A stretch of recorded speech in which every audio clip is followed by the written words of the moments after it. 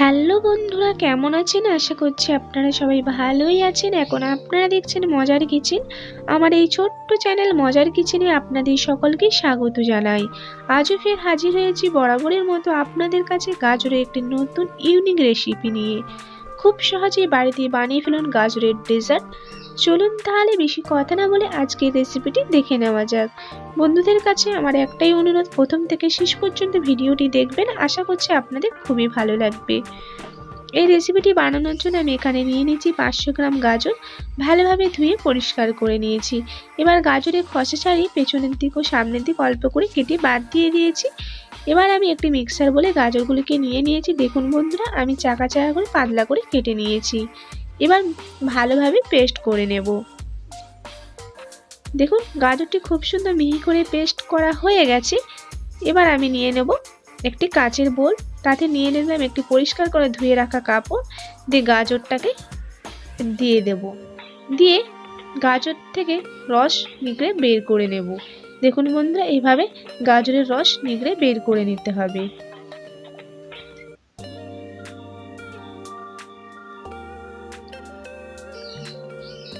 দেখুন বন্ধুরা, খুব সুন্দর গাজর থেকে রস নিগড়ে বের করানো হয়ে গেছে। আমার 500 গ্রাম গাজরে এতটা রস বার হয়েছে। এবার এই গাজরের মধ্যে রসের মধ্যে দিয়ে দেব 1 কাপ কর্নফ্লাওয়ার। বন্ধুরা, গাজরের পরিমাণ যদি আপনারা বাড়িয়ে থাকেন তাহলে কর্নফ্লাওয়ারের পরিমাণ আপনাদের বাড়িয়ে কমিয়ে নিতে হবে। দিয়ে ভালোভাবে মিশিয়ে নিতে হবে। দেখুন খুব সুন্দর মিক্সড হয়ে গেছে। এবার আমি গ্যাস জেলে ওভেনে কড়া বসিয়ে দিয়েছি। কড়াইতে দিয়ে দিলাম 2 কাপ চিনি।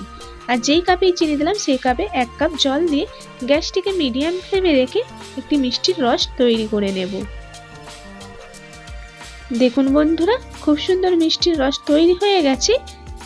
এবার আমি এই মিষ্টির রসের মধ্যে দিয়ে দেব গাজর ও কর্নফ্লাওয়ারের মিশ্রণ। দিয়ে গ্যাসটিকে মিডিয়াম ফ্লেমে রেখে কন্টিনিউ নেড়েচেড়ে একটি ঘন ব্যাটার বানিয়ে নিতে হবে। কন্টিনিউ নাড়াচাড়া করতে হবে, না হলে নিচে ধরে যাবে। দেখুন বন্ধুরা, এইভাবে কন্টিনিউ নাড়াচাড়া করে একটি ঘন ব্যাটার বানিয়ে নিতে হবে। খুব সুন্দর একটি ঘন ব্যাটার বানানো হয়ে গেছে। এবার আমি গ্যাস অফ করে একটি পাত্রে ঢেলে নেব। দেখুন বন্ধুরা, যেই পাত্রে ঢেলে নেব সেই পাত্রে দিয়ে দিলাম অল্প পরিমাণ সাদা তেল। দিয়ে ব্যাটারটাকে ঢেলে দেব। দিয়ে হাত দিয়ে এভাবে হালকা নেড়ে মিশ্রণটিকে ব্লেন্ড করে নেব। দিয়ে এবার উপরে দিয়ে দেব ফের অল্প সাদা তেল। দিয়ে এটিকে আমি নর্মাল টেম্পারেচারে 2 থেকে 3 ঘন্টা রেখে দেব। 2-3 ঘন্টা পর ফিরে এলাম। দেখুন বন্ধুরা, কতটা সুন্দর দেখতে হয়েছে, কতটা লোভনীয় হয়েছে। এবার আপনাদেরকে কেটে দেখাবো। দেখুন বন্ধুরা, কতটা সফট হয়েছে, কিন্তু খেতে কিন্তু দুর্দান্ত লাগে। অবশ্যই বাড়িতে একবার ট্রাই করবেন। আশা করছি আপনারা আমার পুরো ভিডিওটি দেখেছেন। দেখে যদি ভালো লাগে অবশ্যই আমার এই ছোট্ট চ্যানেলটিকে সাবস্ক্রাইব করার জন্য অনুরোধ রইল।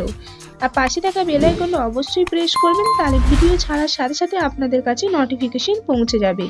আর যেসব বন্ধুরা আমার এই ছোট্ট চ্যানেলটিকে সাবস্ক্রাইব করেছেন তাদেরকে অসংখ্য ধন্যবাদ। আর যারা এখন এই চ্যানেলটিকে সাবস্ক্রাইব, তাদের কাছে সাবস্ক্রাইব করার অনুরোধ রইল। আর হ্যাঁ, লাইক কমেন্ট শেয়ার করতে ভুলবেন না। আবার হাজির হব আপনাদের কাছে নতুন কোনো রেসিপি নিয়ে। ভালো থাকুন, সুস্থ থাকুন, এইভাবেই আমার পাশে থাকুন। Bye bye.